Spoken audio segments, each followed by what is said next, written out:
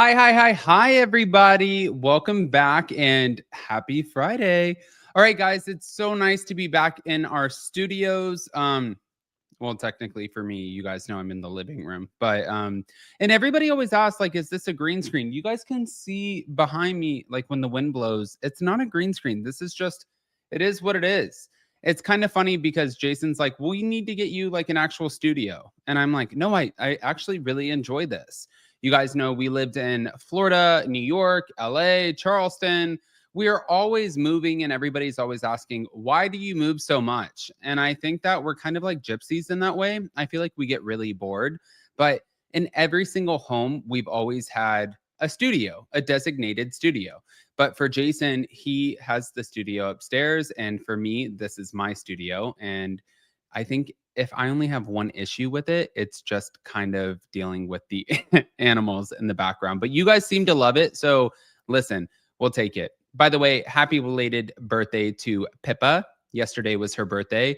And today we have a lot to discuss, including Jen Shah's early release. But my God, this is going to be a lot. Smash the like button. If you guys are not subscribed, get subscribed. Don't forget to hit that notification bell. And if you guys did not check our members only yesterday from BravoCon, it was an hour and 40 minutes with all of this extra behind the scenes footage, all of the behind the scenes tea. I mean, we did not skip a beat on anything. So check that out as well. With that, let's welcome the husband. Here we go. Hello. Happy Friday.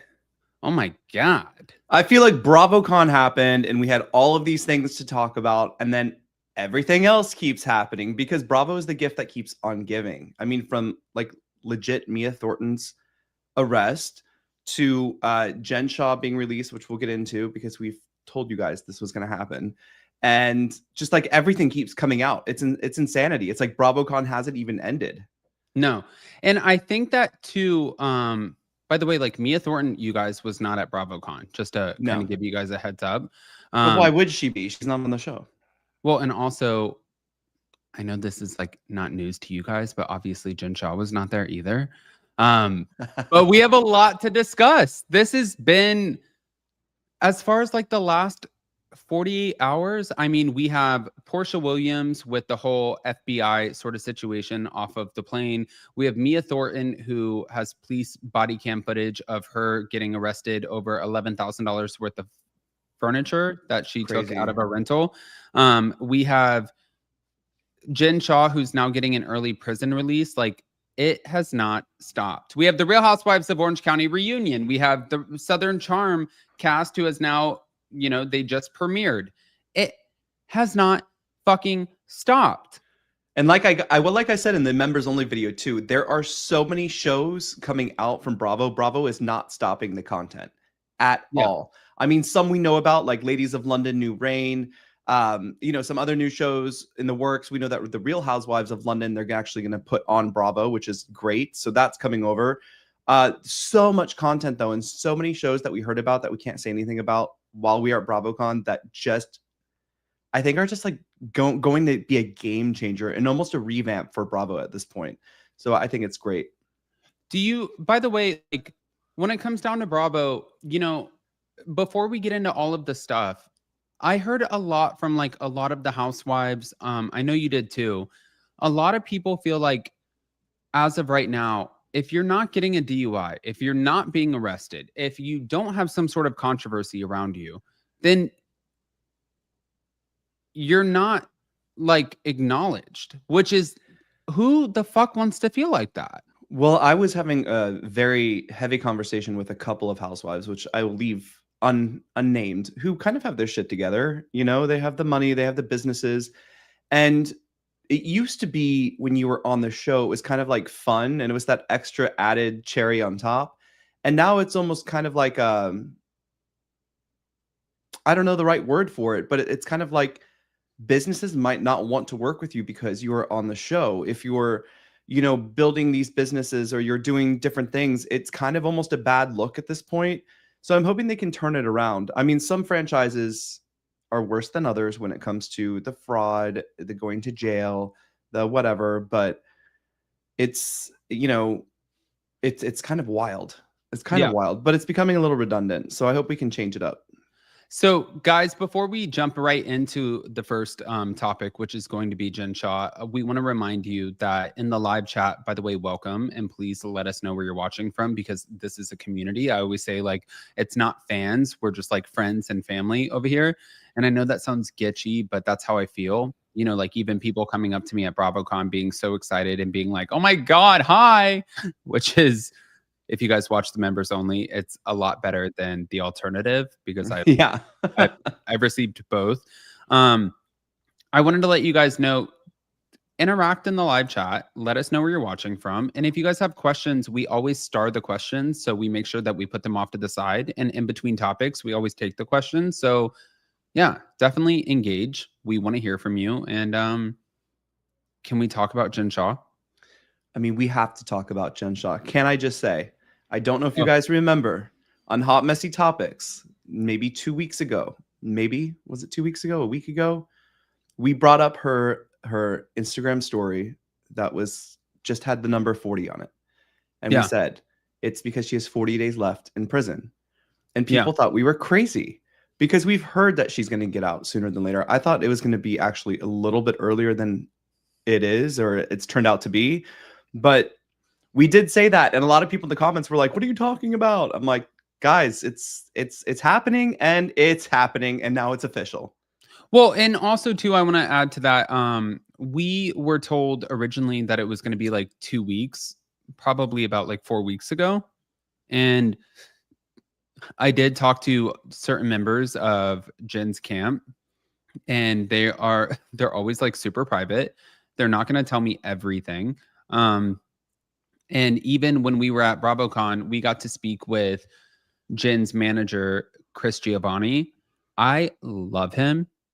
I love him because I feel like we're very similar. The guy does not take any shit from anyone. Let me just say that. Great. Yeah. He's like, "You want to fuck around and find out?" And it's like, oh my God. I mean, that's the kind of manager I would want with the talent that he has to deal with, and with the things the talent has to deal with. I would like that kind of manager. He does represent a lot of the next gen kids as well. Now. Yeah, I fucked up, you guys. I know, you really fucked up. Will you just explain that really quick? Yeah, so it's funny. I don't know if you guys watch Next Gen NYC. I know it's very mixed in our community if you guys watch it or not.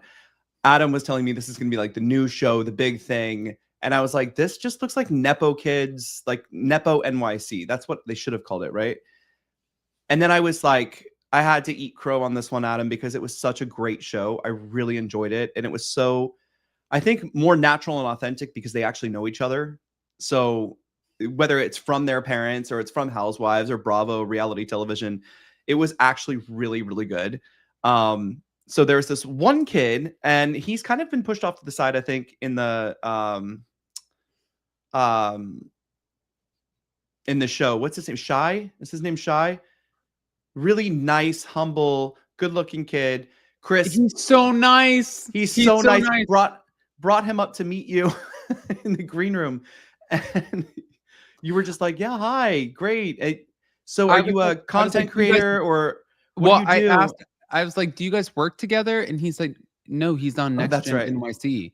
And I was like, I knew that. Yeah, of course. But to be fair, you guys, he wasn't a prominent figure on Next Gen NYC. I think he's going to be. I think that he's going to be. And they were filming Next Gen NYC at BravoCon, by the way. Yeah. Yeah. So they were filming like in real time. And I was just like, I'm an asshole. I'm so sorry. And such a nice, actually, can I just say, most of them are really great kids in real life. Like, I love Brooks. I got the opportunity to meet Gia this time. I think she's absolutely lovely. Candy's daughter, I think, is absolutely lovely. Everyone that we came across. Yeah, I did. Yeah. In the green room. And I didn't actually meet her. So nice. All of them. And I like that they have that kind of attitude, because you watch some of the other housewives that are like newbies or whatever that have this kind of aura of like diva-ness and ego, and these kids like don't give two flying fucks about Bravo or whatever. They're just there to have a good time, and anyone who interacted with them also had a great time. I feel like Roni and also a lot of Southern hospitality, like they kind of carry themselves like Really? Like, you don't know who I am? And I'm like, who the fuck are you? Shut up. I couldn't point out well, I do know them, so I can't say that, but like if you were walking on the street, like there's nothing special about the Soho cast in my no one's compelling on that cast. I mean, honestly, I would have to go with Maddie and Joe because I love them. But otherwise, like, that's true. Maddie actually does have a presence, and so does Joe. But yeah. you know what's wild to me, and I don't mean And to they're veer so off kind to topic. everyone, by the way. They're so kind to everyone. They are the only ones who are kind to everyone. Yeah. I don't want to veer off topic too much, but I think that Vanderpump Rules might put a nail in the coffin of Soho, because the only reason I'm going to say this is because it looks so good. And even the first 7 minutes look so fucking good of Vanderpump Rules. I think we have a new cast who are just way out there, who have a lot of energy, who have that LA kind of vibe. And I think they might take it by storm. It might make hospitality kind of like an afterthought at that point. All right. So we're going to get straight into this, guys. I see where we have already starred over 20 plus questions. So it's going to be fun. Jen Shah, apparently, let me just like kind of take you guys back. You know that I did the last interview with Jen Shah before she went to prison. And I was actually the last phone call with Jen Shah before she went to prison.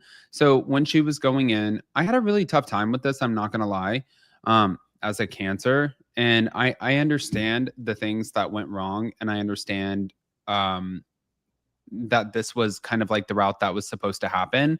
However, I just looked at it from the perspective of like meeting her sons and meeting her family, and my heart broke for them. So that was like the way that I struggled. But watching her go into prison and knowing that she had 6.5 years, I was like, this is going to be insane. Now, you guys, when she went into prison, we were living in an apartment in Palm Beach Gardens. Mm-hmm. After that, we bought a townhouse in Stewart, Florida. After that, we ended up moving to Hilton Head. After that, we moved to Charleston. And after that, we moved back to Hilton Head. So we have had all of these moves, and it's been about 2.5 years. And so she served maybe a third of her time, but she was put specifically into this prison that gave you a lot of opportunities to just engage inside of their programs, whether it was like alcohol programs or just kind of giving back to the prison, teaching people things, whatever it was. And she really, really leaned into a lot of these programs. And that's what's gotten her an early release. So she will be released on December 10th, 2025, this year, right before Christmas. Wow. And it's kind of insane. And the timing is wild. Go ahead. But I gotta say the timing is wild. Well, what I want to add to this really quick is, it kind of pisses me off.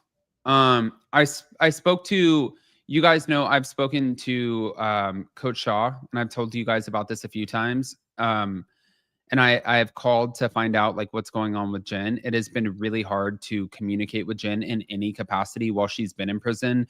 They are not taking my emails. They are not, it's not like an easy system to sort of navigate. But she does have her main assistant, who was her assistant before she actually went in. His name is Murillo. And Murillo, in some weird way, has been able to blacklist me from having any sort of communication from Jen, which I don't understand. I think that I think because we keep covering it. But the thing is that's what it's because I became friends with Monica. Ah, there you go. Yeah. You hit the nail on it. Yeah, for sure. No, for sure. But no, I just think go ahead. No, go ahead. No, please go ahead. I was just going to say it was because I became friends with Monica, and I don't understand. And I think that Jen has a lot more of like a level head, like, and I know that sounds crazy, you guys. That does sound crazy, but it's true. And so does her manager, Chris Giovanni, and so does Coach Shah. I think that Murillo, her assistant, he takes like this very like parental sort of stance over Jen, as if very like, protective role. But it's like, what the fuck do you think I'm doing to her? Like even the interview, it drives me insane, you guys. So I'm sure at some point we'll have a conversation. I mean, even going through my voicemails, I have over 1,237 voicemails. I just looked at them, and I know that sounds insane, It is but insane. it's insane. I don't delete them, but I have a ton from Jen, and we just used to have the best conversation. So whatever it is, like you standing in the way of trying to kind of make sure that we don't have any sort of contact. I don't get that. But at the end of the day, the minute that I do have a conversation with her, and when that happens, because it will happen, it's gonna go back to normal. You know what I mean? Like Yeah, no, everything that you've and tried it to will do be is gonna very be interesting. obsolete. I've had this kind of conversation with people recently, and we even talked about this in members because I want to go back to who at Bravo is forgiven and allowed back on the show, right? Because we've seen Shannon, we've had this conversation many times, especially here on Hot Messy. We've seen Shannon with her DUI come back.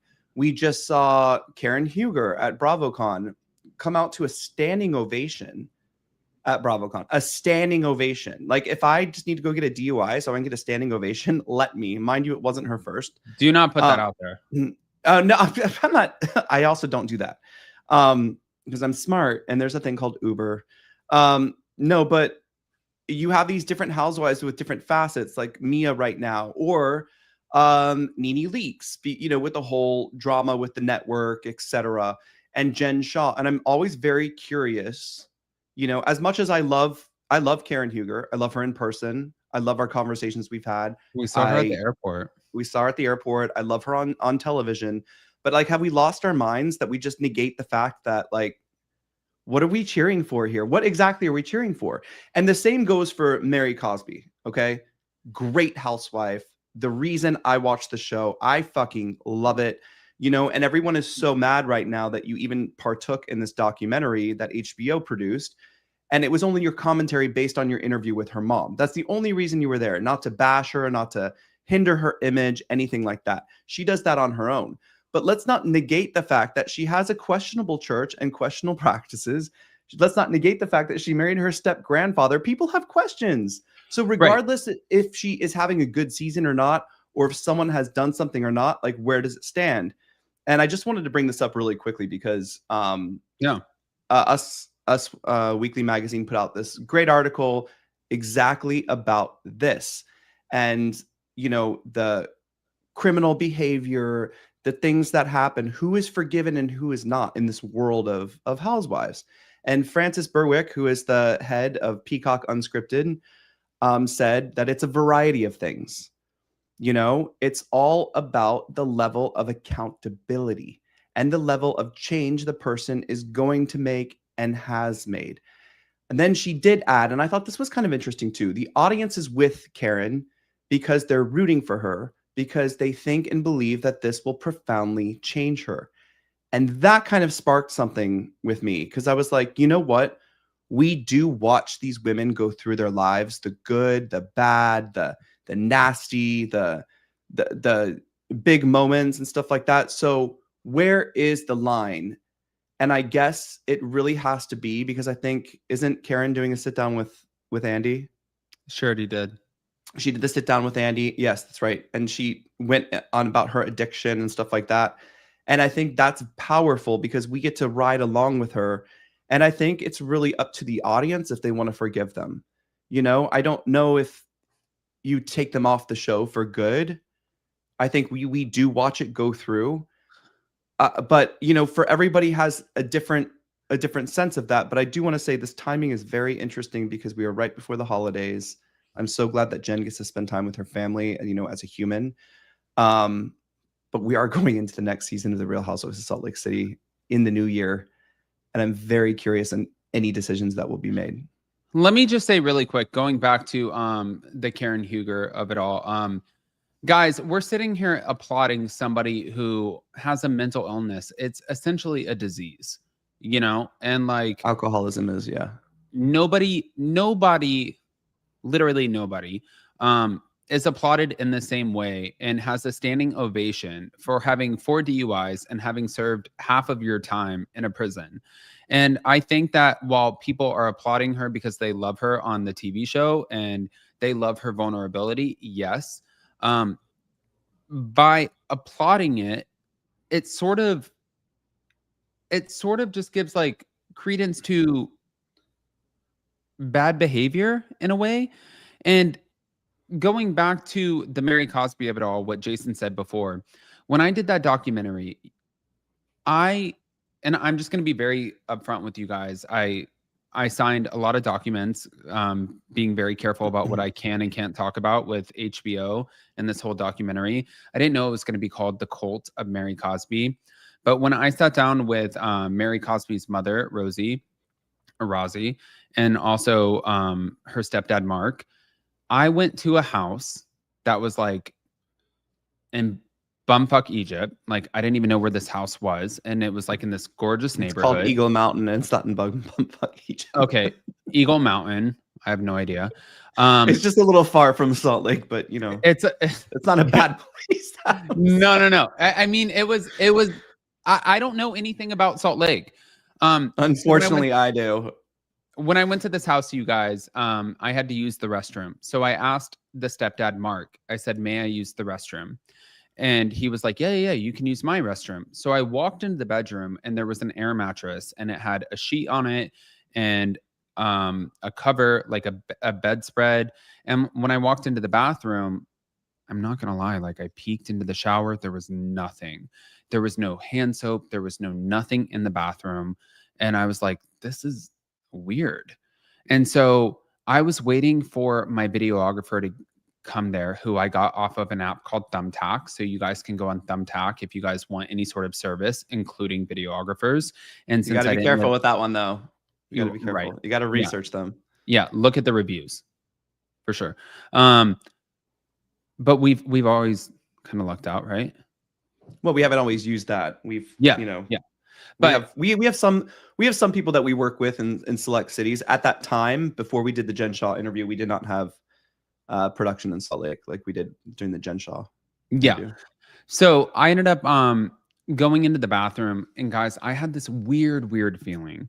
And in the living room, there was no furniture. There was like a big photo of Mama, and there were 3 chairs, and the chairs were like those white plastic chairs that you would see at a picnic. You know, like the plastic chairs that have like the holes in the back of them and that break and people kick the leg out from under them as a prank. And so I walked outside and I called Jason and I was like, something's wrong. Like something is not right. I'm not comfortable. And he was like, Adam, we've already paid for you to go there. We already paid for the hotel. We paid for the videographer. Like, just get the content and then get out. And I was like, okay. So from my understanding, I was contacted by a group of people, and potentially there were people who were, because I asked if I could get a tour of the house. There was a basement in the house, and there were potentially children who were in the bottom part of the home. And I don't know this to be, I didn't see anybody. I don't know this to be true, whatever. And the stepdad ended up going on the run. So my gut feeling actually proved to be right. And I had a really hard time with this, you guys. Like, I was not, this was, for me, it was not normal. And as a Cancer, I just like, I told Jason as soon as I got off the phone, and I started like squalling my eyes out. But when it came to the documentary, that is the reason that I was a part of the documentary. I was a part of it because I was the last person to see the family before her mother passed away, before her stepdad went on the run. I was not a part of it to talk about any sort of cult or church or exactly activity. The thing is this was being investigated, and yes. I think this will be shown at some point in the documentary. I would guess we didn't know about that until we, started conversations with, production. But yeah, it wasn't like a takedown. It's not like it's so funny because when Whitney came up to you at BravoCon and she's like, Adam, how could you make this documentary about my friend? I'm like, God, you are thick. Like, you really are. We didn't make the documentary. My name is what I said. Yeah, my name is, yeah, but hold on. We are not HBO. And a lot of people give commentary on a lot of documentaries. Emily D. Baker on The Housewife and the Hustler.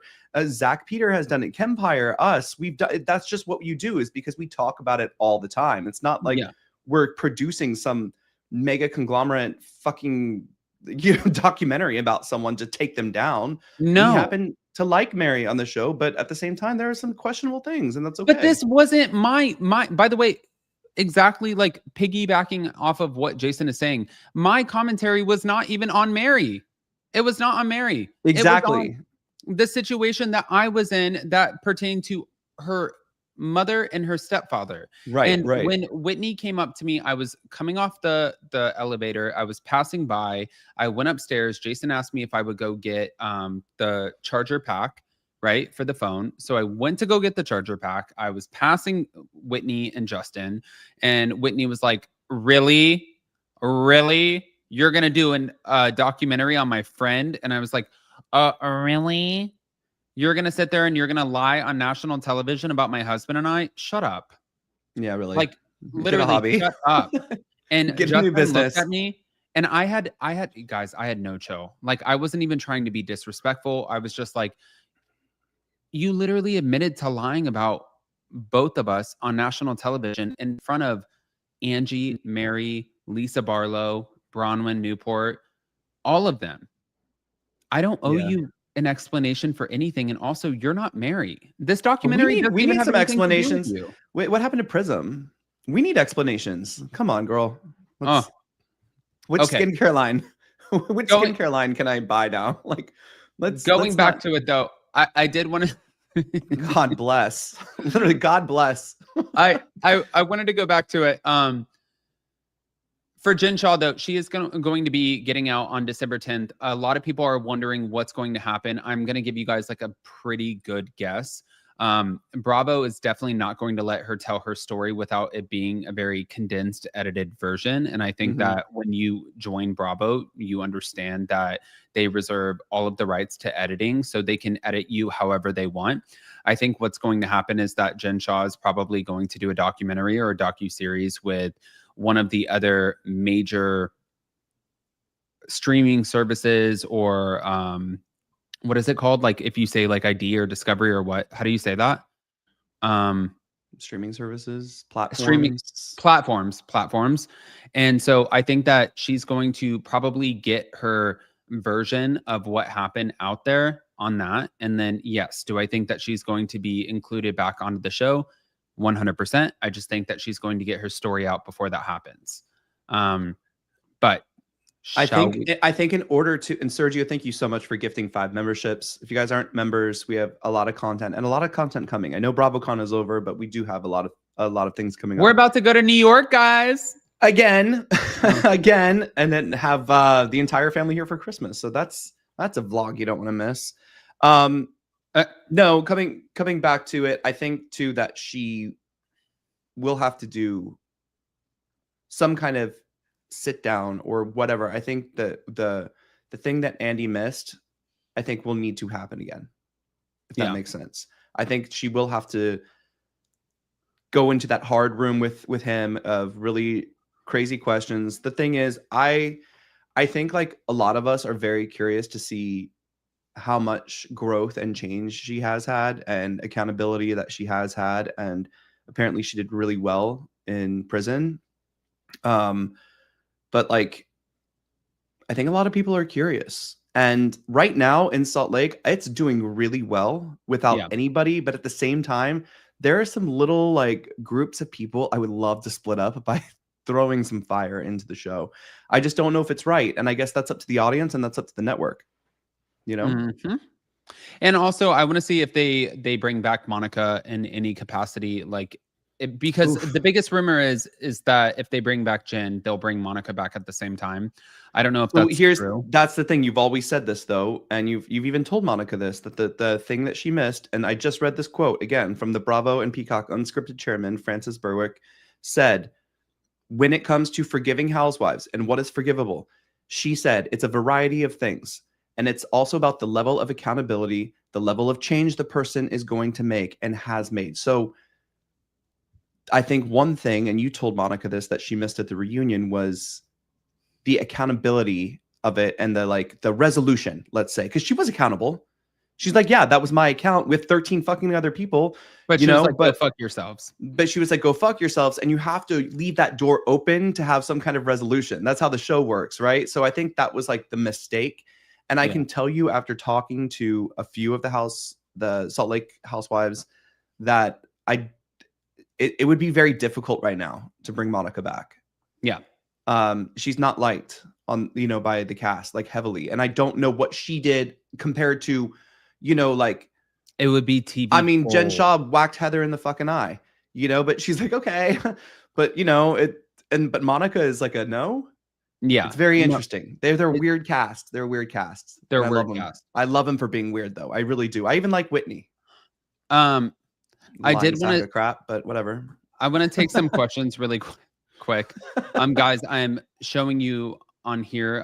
Thank you to all of the new members. But also, since we're going to be playing this as a podcast as well, I don't want to just like name everybody. But the first question was, how much did you hang out with Larsa and Stephanie at BravoCon? I saw your pics. So I guess I can say this because this was in members as well. So we had, Adam was asked to compile, or I was asked to compile a team to do content for Caroline, who is a very good friend of ours, Larsa and Stephanie. So we brought a team from LA and we did some just amazing content, like beyond amazing. Some of it was on our socials for a little bit. Some of it is on their socials. So we really got to interact with them, and it was a lot of fun. But we're friends with many of them. Yeah.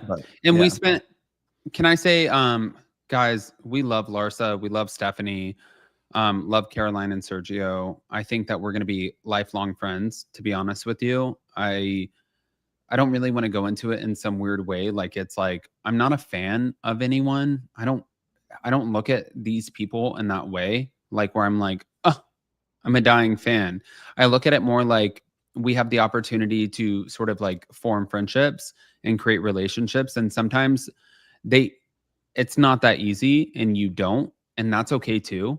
But like in this case, for this trip, for 2025 BravoCon, my God, it was seamless, you guys. It was amazing. The best time.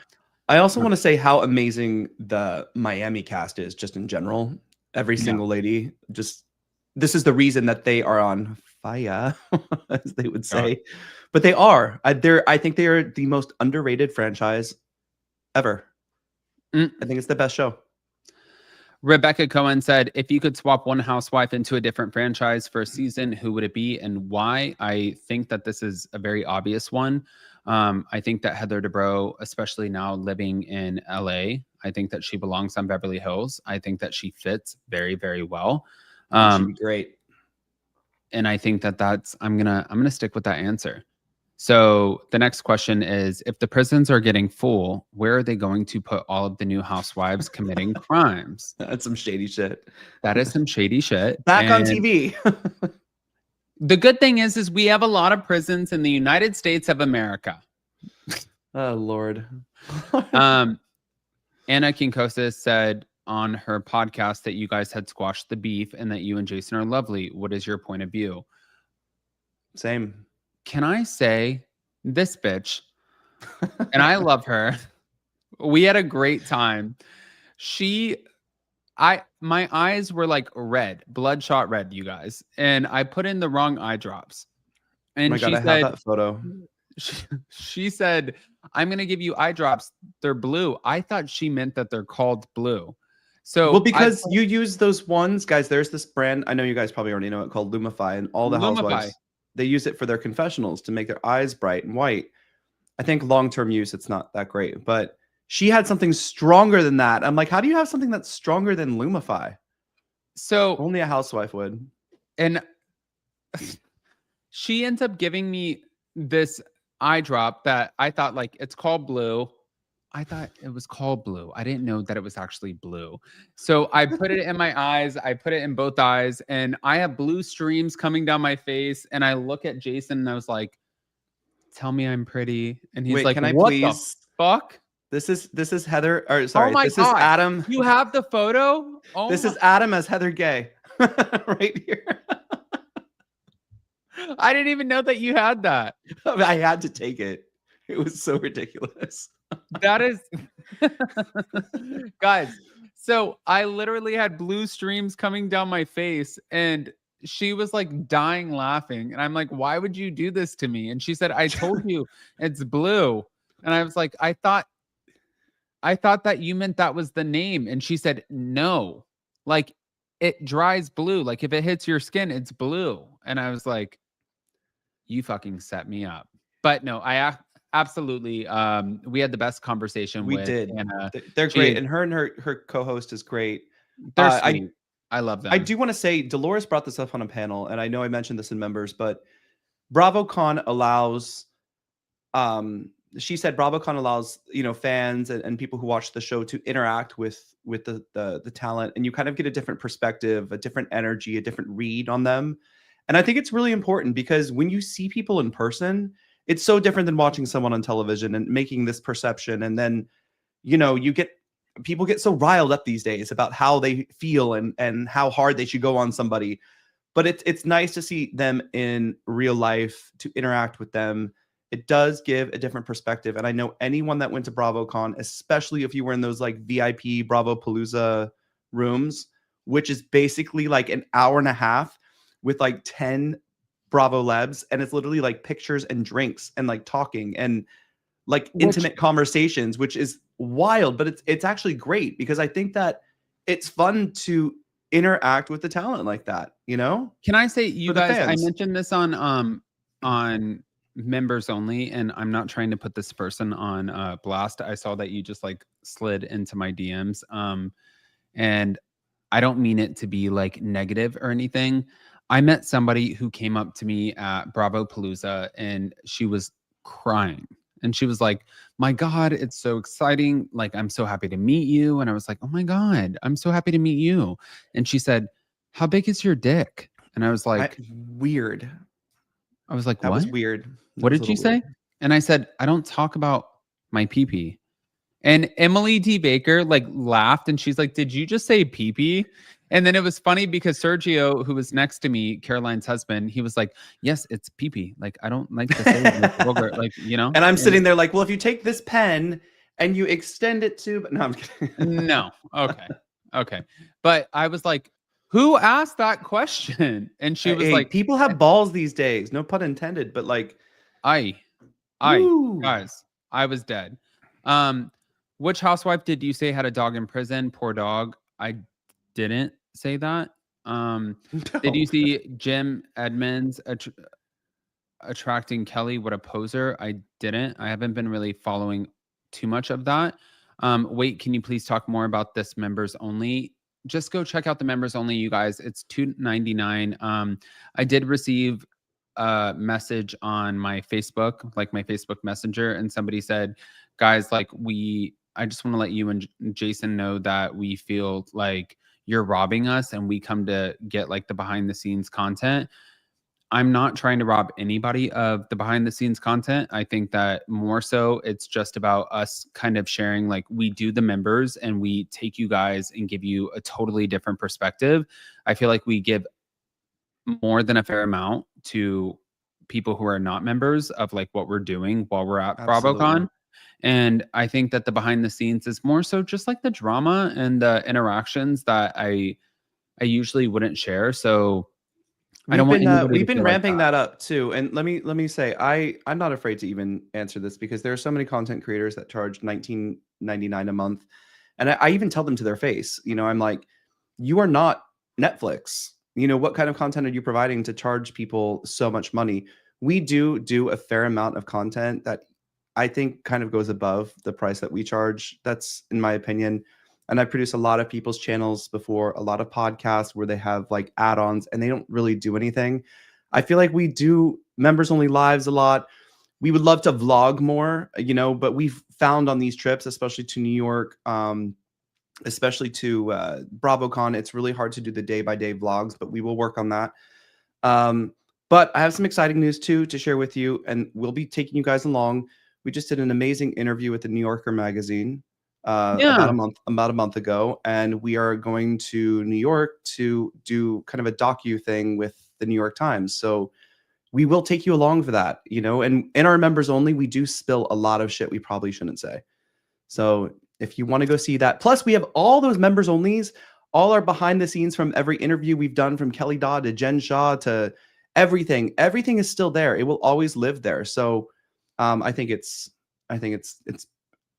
good, but we need more. We need more. Annika said, is it HBO or is it TLC? So it was a documentary done by HBO, but they're under the same umbrella, I think. Yeah. So we're just gonna leave it at that. And then as far as that, you guys, and Emily, hi. Oh, Emily, thank you. Guys, by the way, we had the best time with Emily D. Baker. I feel like I should be seeing her now. Like, I know. Can I say, you spend so much time with somebody in a short period, like 4 days, and it's like, wait, where is that person now? I don't know where you are. I feel like I'm missing a limb at this point.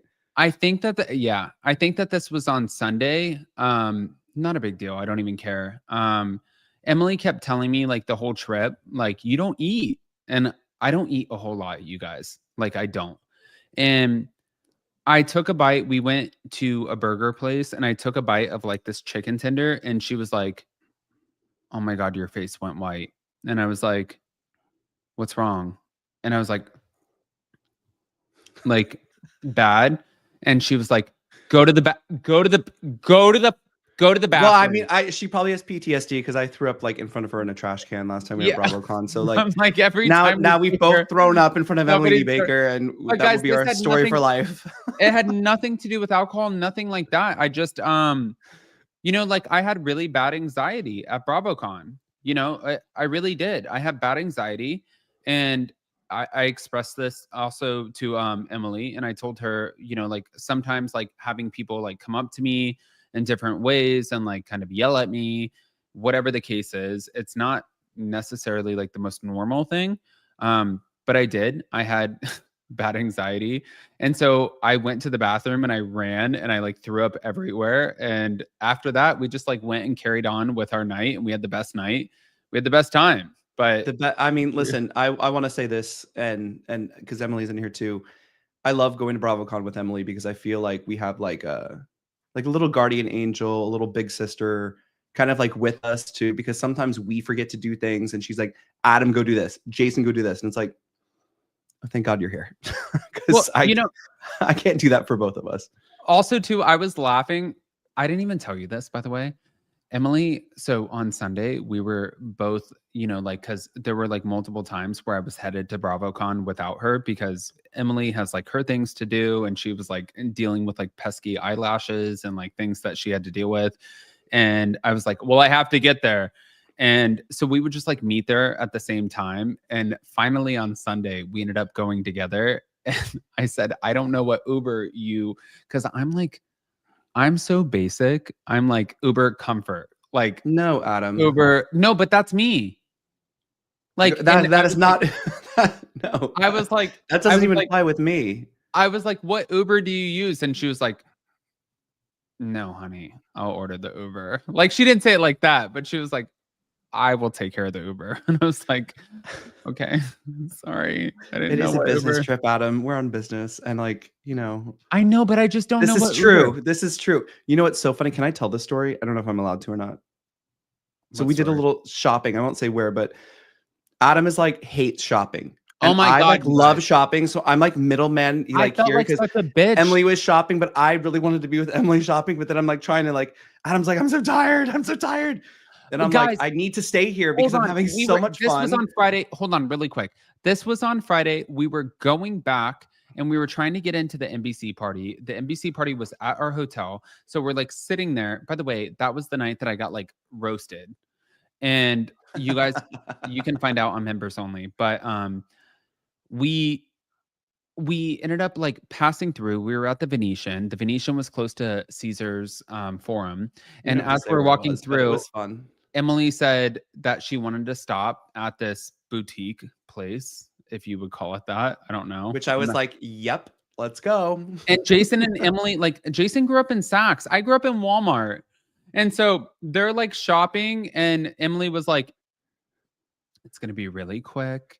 you know? And so I'm looking at Jason and I'm like, really quick. Okay. So I sat down on the bench outside and they're inside and it was like 10 minutes. And I was like, okay, 20 minutes. Okay. 30 minutes. Okay. And then I was like, fuck. What the fuck? I have to get back. Like, I want to get back. Because And the first 40 minutes is like perusing. It's like you're trying to like feel the spirit and like feel the also, it's not just energy my of like trip. So I understand where that. it's directing you and what you should get. And Yeah. like it was marvelous. I would love to experience more of that with Emily later. It was not just my trip too. Like I understand that, you guys. It wasn't about that. It was actually you know, I mean, I was totally exhausted and Emily kept saying too, she was like she kept making an excuse for me in front of everybody because everybody's like, "Are you okay?" And she's like, "He has a blister." And I'm like, that's not fuck. It's not just a no, I'm tired. I'm literally tired. We've been here since Wednesday. You know what though? It's But sometimes when you're really tired because we were all fucking exhausted. Let's be honest. Like we were so exhausted. But like how many times do we get to hang out with Emily and like just kind of like do random things like that and like get out, you know? So it's kind of nice because like we can recover now and we have been recovered, you know? yeah, yeah. And also too, Okay, you did share that. I don't know if you don't wanted to share that or not. yeah. Also too, It was an amazing experience. Jason had the best time. And honestly, guys, like when you're in a group too, seriously, like, and I did not want it to feel this way because I'm so grateful, like, to run around with Jason and Emily. I have the best time, you know? In that moment, I was just like depleted and I was tired. And I thought that I had to get back and kind of like reset before we ended up going to the party that night. So I was trying to do that. And Jason was like, well, if you don't, you know, like if you don't want to shop, you can just go get an Uber. And I'm like, I don't know how. It took us like 5 fucking escalators to get up to the restaurant. I don't know how to get out of this hotel. And Hey, he but was like, for some reason you showed up at BravoCon every day, so you know how to get around. no, that was an Uber to Caesar's. No, that was different. And so I was like, I don't know how to get out of the hotel. But all in all, Emily ended up getting the most amazing bag. It was definitely stunning. And I love that all of the housewives, like she was showing Dolores and a few other housewives, and they loved it. She got chains with it. And then one of her law nerds ended up giving her a Labubu that actually had a matching Louis Vuitton. Oh like my God. like fit for it. So I thought that that was sick. I'm like, oh my God, go on. Okay, sorry, Emily, and I don't mean to like keep on talking about you and making it, you know, but Well, Emily came into the every day, Emily. chat.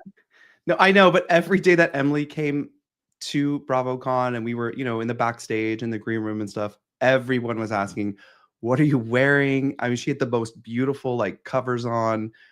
The bags. I mean, every year Caroline is like, She had like these who fucking is this? kimonos. I know. She had like, oh my God, on the by the way, hold on, let's told me- timestamp this as 10 minutes of Emily. hold on. By the way, you told me. So guys, I was gonna take a scarf, and the scarf is, I think it's Versace, but it has like these skulls on it. It's Dolce. It's mine. Dolce. I'm sorry. And it's like 20 years old. It's vintage at this point. It's Dolce. And it had skulls on it, and Jason was like, "No, it is November." Okay. Because you like, never, yeah, it was also 70 degrees in Vegas. Then Emily comes in with a fucking skull kimono, and I was like, "What the fuck is this?" I could have wore my skull scarf, like it would have been amazing. And I was like, God. I was looking at her, and I'm like, I'm so sick of taking his advice because there was no like I could have definitely worn the skull like scarf, and Emily would have appreciated it. She would have loved it. God. And we would have been matching. Okay. So well, not quite, but yes. And close. Emily is a fashionista. You guys have no idea. She wears some kimonos. She puts the hair up. Oh my God. She puts the housewives to shame. Emily gets compliments like and people kept on saying, it was Larsa actually who looked at Emily and she was like, I love your hair. And she's like, oh, well, you know, like I have this to do and this. And she's like, no, the way that you did it is what I'm saying. Like the way, like the updo. And Emily didn't show up with glam, you know, like she just did her hair the way that she does her hair. And, you know, it looked amazing. And oh my God, coming from Larsa, I was like, and it's not like some like what is it? Regina George on Mean Girls, where it's like, oh my God, I love your bracelet. Where did you get it? Oh my God, that's the ugliest fucking bracelet I've ever seen. It's like not like that. It was like she really loved her hair. And so I don't know. Point blank, period. Next time I'm wearing the fucking scarf. That's all. Next time I'm bringing a different credit card and I'm going with Emily without you.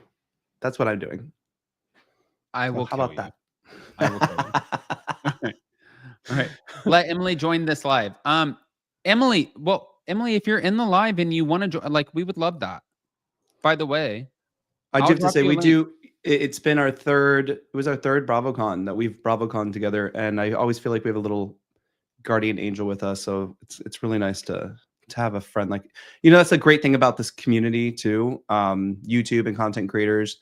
You know, some are great, some are not. But when you get the ones you jive with, you know, and you kind of like, I don't know, get to know each other and stuff like that. It's a very special thing. It doesn't happen for everyone, but I just asked Emily, I said, join us for 5 minutes because I am curious to see like what her words are on all of this, because this was definitely, guys, before we get into the next part of this, because I can't believe that we've spent 50 minutes on all of this. no, we got to keep going.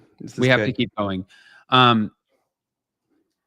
Truly the best time. And, you know, like Emily and Jason, I think that they were a little bit more worried before we actually got to BravoCon this year, because we ended up staying at the same hotel with all of the talent. And I understood their like thought process of being like, what's going to happen? It's protective. It's protective. Well, and Emily is so protective too. But like, it turned out to be the best trip. Like, we have never BravoCon like this. Like, every year is always so much better. You know what I mean? It's always so much better. Would you agree? It's better. Yeah, this was my favorite. This Yeah. was my favorite. I loved where we stayed. I loved the company. You know, and even though we are with our friends and we are with like the Housewives and we have our little team, and Lucy was there helping us do content and stuff who we've known for a long time. It's nice to have, you know, I just feel like, okay, it's nice to have like the big sister there, you know, that kind of relationship. And also, I think that too, like when it comes to Caroline and Larsa and Stephanie, you guys have to remember that they all have their team. So it's not, they're not the easiest group to sort of like infiltrate, but in some weird way, like I feel like while everybody is trying to infiltrate like these groups, like we don't have to try to do that. I think that we're just like automatically kind of like friends and good with them. So we're going to Dubai, we're going to Miami. Oh God, it's gonna be fun. I'll hold you to it too. I mean, Miami's like a hop, skip, and a jump, but like Dubai, we've been saying we've been doing that forever. So yeah, we have to go. We're gonna see if Emily ends up coming on, and if not, then totally, guys. Like, we were not expecting this. But what else I wanted to talk about was this whole situation. I don't know if you guys saw this. This, I mean, did you see this? I did see that. Yeah. Okay. It's just getting worse and worse. So there was a joint statement from the Ocefo legal team that said, at the outset, police failed to properly investigate the initial burglary despite clear indications of a break-in, displaying clear bias against the Ocefo family. The Ocefos heard nothing but silence from police over 18 months despite complete cooperation and requests for updates. It is common knowledge that other Real Housewives cast members have also been victimized after documenting their travel on social media, yet none face this level of scrutiny or criminal charges. We believe it is deeply unjust for the sheriff's office of the state's attorney for Carroll County to publicly expose confidential financial information about Eddie and Wendy Ocefo. What is most disturbing is that the state appears to have begun investigating only after charging the Ocefos, which is a highly irregular approach that raises serious concerns about motive and fairness. So the public release of the family's private financial details serves no lawful purpose and only invites conclusory opinions about a case the state is obviously still investigating. The Osefos have never used an alias on any financial application. This allegation is false and misleading, and such names were used for the delivery of packages following their lawful purchase to safeguard the identity of very public figures. It is ironic for the state to assert or exaggerate the existence of any purported debt in connection with the accomplished professional couple. Due process is paramount to the administration of justice, and its breach by misleading the public with a false narrative has only compounded by harm. The defense is confident the court will prevent any further violation of the Osefos' right to a fair trial. Osefos. Yeah, Osefos. Shut. You're gonna get some sleep this weekend. No. I'm like sitting there reading it. It's like blending. It's a lot. I mean, everyone thinks it's a lot. Listen, and I said this is members only. This is why you need to join members, because I said a lot of shit. By the way, this is why I wrote a book that is pictures only. You guys, pictures. I don't like words. And okay, when it's words, it blends. When Wendy and Eddie came to check in, we were downstairs having like a drink in the lobby, and the lobby bar is the place to be, you know, at night. And it was like 10:30, 11 o'clock at night. It was quite late, and Wendy and Eddie came in, and the entire lobby went silent, because like no one knows what to say. And I don't think I saw Wendy the entire BravoCon. She did a panel, but I think that was all she did, right? If I'm not mistaken. She did a panel, and also Ashley Darby tried to like apologize to her and said, you know, like I shouldn't have made jokes about, like, she was like, because Ashley Darby, you guys, when she got arrested, she said, we're out here catching melodies, not felonies. And so she apologized on the panel, and Dr. Wendy Osefo was like, I don't accept it. And she was like, then fine, fuck you. You don't accept it. It is what it is. I apologized. Yeah. I don't owe you anything. It's fine. And so that's what that was. It just everything that keeps coming out, it doesn't make it look any better at all, you know? Yeah. And I'm trying to like find a way of like, okay, how could they be innocent? I just don't know. Mm-hmm. I don't know. I don't want to, you know, innocent until proven guilty.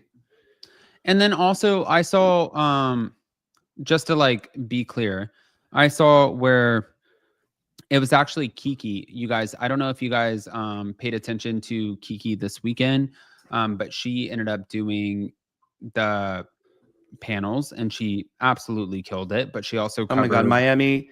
I don't know how she controlled that stage during Miami, but she did. Like, it was so good. It was dumb. But this is what, not dumb like bad, like dumb like, I don't know how you fucking control this woman. But this is what she said. Eddie Hennessy and Pam Oliver are two of the alleged aliases that prosecutors claim that Wendy and Eddie Osefo used in, quote, a deliberate attempt to mask their identity. Prosecutors claim that Wendy and Eddie allegedly had approximately 40 credit and or debit cards, some of which are believed to be in company names, and have in other instances used aliases. The Osefos were indicted last month on insurance fraud charges and have been accused of staging a burglary at their home. And now the Baltimore Banner is reporting that prosecutors want to subpoena new banking records to show the amount of debt that was owed by the couple and to show a pattern of excessive spending that would support motive in the case. But defense attorneys for the Osefos say that this is just a fishing expedition and they want that subpoena denied. According to the Baltimore Banner, the judge in the case will take up the dispute over the subpoenas at a status hearing on December 2nd. Both Wendy and Eddie were at BravoCon in Las Vegas this past weekend. Wendy was asked about the charges. You know, she said, boom. But guys, this is not the only Potomac drama when it comes to police footage or legal shit. Hold on. Wait. It continues. Watch this. You guys, like, I feel like you can't write this. Hold on. You can't write this. You can't. You want to grab put your shoes on? Yes, ma'am. Come on. Good time. You want your hands? Hold on. Relax a second. Relax. You want your hands this way, or you want your hands trying to make South Korean going this way? So sad to watch, by the way. Anybody. Okay. Let's okay, all right, that's fine. We'll go that way.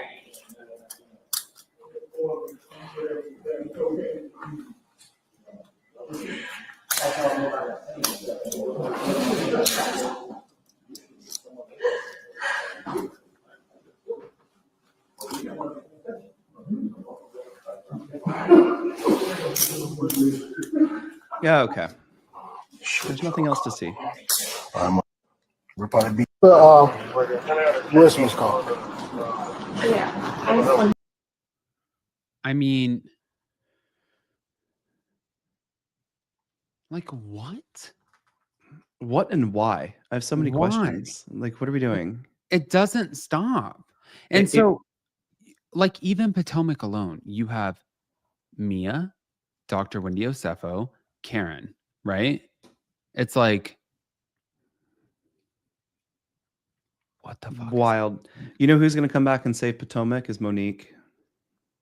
Do you think so? I think so. I think, I think everything that happened was too early, and we got a chance to catch up with her again while we were at BravoCon because we've hung out with her a few times. I just think now that she is divorced, she has a new identity. She has her own identity. She looks amazing. She looks the same. Like, she looks amazing. And I think she will be offered a full-time role next season, and I think she will take it. It's like 100%. she doesn't, by the way, she doesn't age, you guys. Like, but then, backwards. Like, when I backwards. saw her, I don't know how. It's crazy. I was such a shit, you guys. I was like, hi. And she was like, oh my God, hi. And I was like,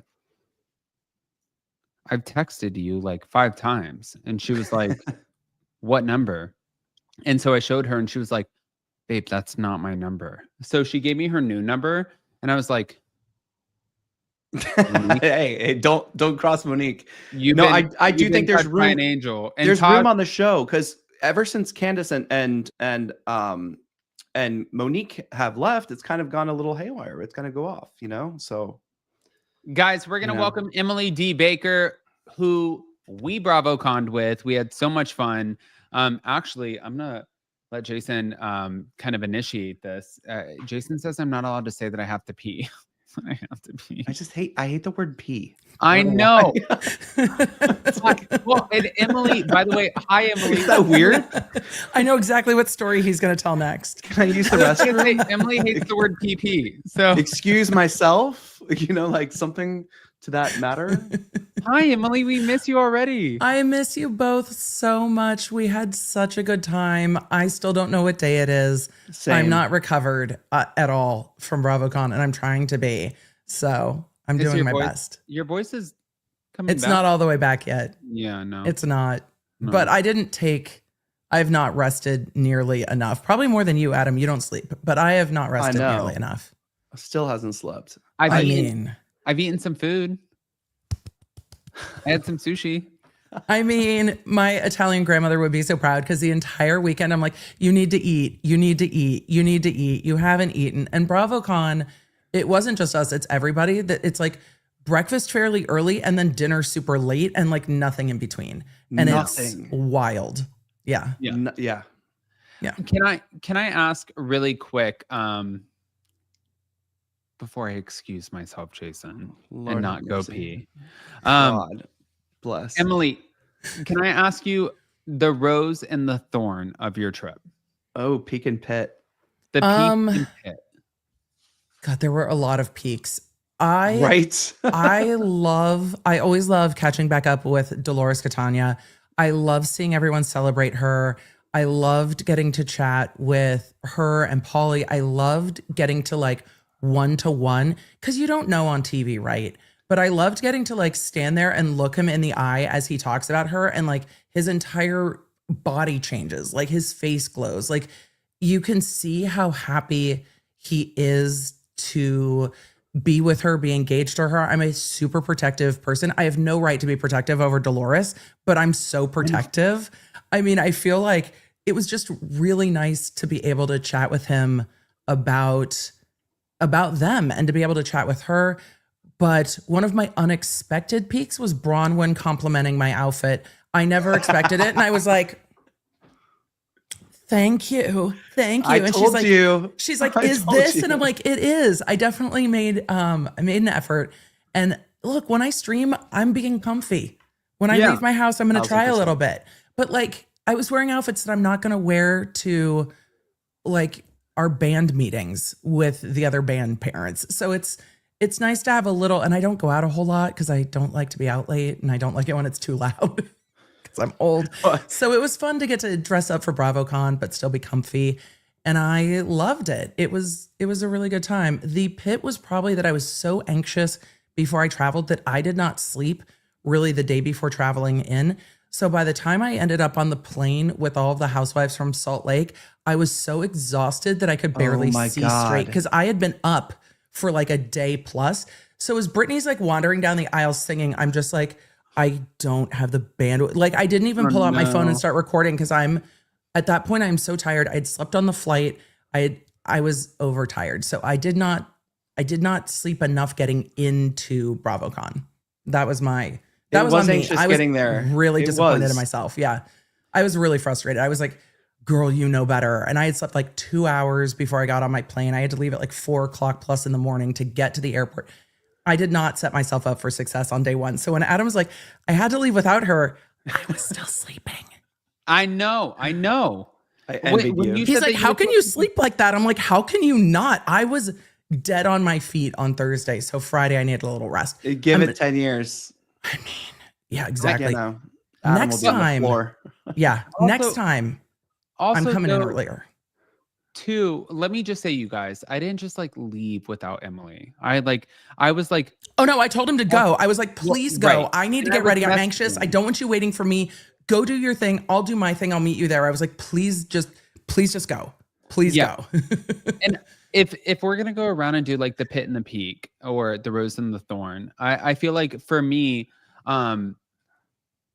we went in as a group not knowing this year how BravoCon was going to go, especially staying at the hotel with all of the talent. Like we really did not know. And I think that Emily and also Jason, they both definitely, they shared their concerns of being like, this might be a little awkward. Well, when you're three What doors down from Heather and Whitney, you know, it's a little, we're going to run into you at some point, you know? I was in an elevator with Denise Richards and she was talking about her divorce. I'm like, I talk about your divorce a lot too. We have that in common. But I want to say that I think that by far, and Emily, you can either counter this or like agree with it, but like by far, I think that every year gets better. I think this was like the best year, right?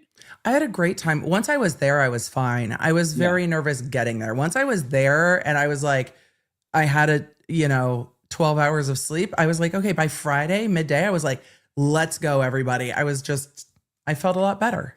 So I was not sure how it would go, but I felt better after I had housewife drama on the plane getting to BravoCon. Oh, yeah. So I felt like I was part of like a franchise, which I never want to be. And I think it's why I get along with a lot of the housewives so well is because they're like, would you ever think about this? I'm like, never.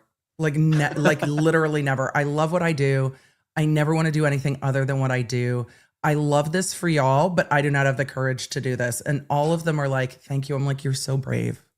But honestly, I believe it. Like I could never open up my life like that. Where like Dr. B and I are fighting over whether somebody forgot to get milk. And so I have no milk for my coffee before I stream in the morning. Oh my nobody God. wants to watch it on That's TV. A real fight. It is. Nobody wants to watch it in the morning. And I don't want cameras up for that because again, what might be a small moment in a 20 plus year marriage, you never know how that's going to play out on TV. No. Well, and I was going to say, and not to like kind of like bring it back, but I do want to kind of like add this in, you guys, probably for me, like, obviously like after sharing the peak or like the rose, the thorn or the pit would be, I felt kind of bad because when you go out, especially because Emily comes in and like she has like all of the law nerds that love her, they see her, and she's not really like immersed in the Bravo drama, right? And so she doesn't really like she doesn't get like the side effects of that, or like I do, like the residual effects. I don't get sideswiped the way that you do. Yes. Yeah. And I think that, there were a couple moments where I had people who really wanted to voice how much they did not like me. And Emily was like caught in the crosshairs of that. And I was like, I don't know what I to say. felt I'm so so sorry. bad because friend Emily is like, gloves are off. And then like content creator Emily is like, I kind of want to see how this plays out. And so It was, I mean, I was like, this is interesting. And then lawyer Emily wants to get to the bottom of it because conflict resolution. So at the end of it, love. I'm like, yeah. I'm like, what is, after you had left that conversation, I was like, what is the problem? And do you know what the problem was, Adam? Tequila was the problem. Tequila was the problem. Usually is. Yeah. Tequila Usually was the is. problem. yeah. This was a conversation that would not have gone down had the other parties been sober. Absolutely. Yeah. So that's what the resolution was. But I think that was my pit because you guys, and even It's going awkward back as to you, Emily. fuck. Well, and also like, I don't want to make you awkward. I don't want Jason to be awkward. And also like in situations that I can't Well, I don't want to have control. to get my fists out You know- and ruin the entire trip. You know, Well, so and like thank that's God- why I walked away. I'm like, I'm good. I And can't- Emily can't go into the bathroom with me. So she avoided all of those I awkward definitely encounters. could but that is the worst. Like you're never more vulnerable. I can't imagine someone like confronting you inside, and for us that are in bathroom stalls, inside a bathroom stall and like being up in your space while you are trying to use the restroom confronting you. Yeah. I can't imagine how vulnerable and how awkward that would be. Also, like who has the audacity to like roll up to someone at the urinal and start giving them the what's for? Like it's just the audacity boggles my mind. And I Right. also, maybe I'm old, but there's like a level of decorum that you just don't cross.